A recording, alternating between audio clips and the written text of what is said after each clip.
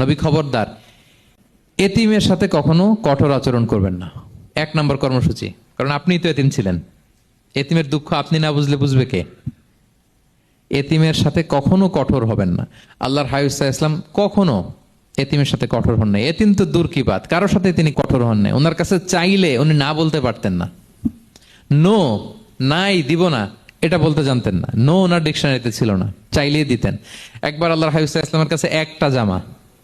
কয়টা? আপনার জামা কয়টা? আমার জামা কয়টা?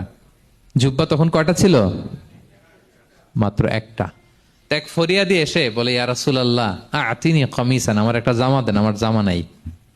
নবী সাল্লাল্লাহু আলাইহি ওয়াসাল্লামের জামা কয়টা তখন? ওনার কাছে চাইলে উনি না বলতে পারতেন?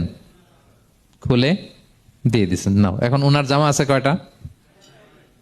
তো জামাও নাই, বেরও হতে পারে না। কি এক মুসিবত! আল্লাহ তাআলা আয়াত নাজিল করলেন, ওয়াল্লাযীনা ইযা আনফাকু লাম ইউসরিফু ওয়া লাম ইয়াকতুরু ওয়া কানা বাইনা যালিকা কাওয়ামা। নবী হে, যারা বিশ্বাসী তারা দানের সময় ভারসাম্য করবে।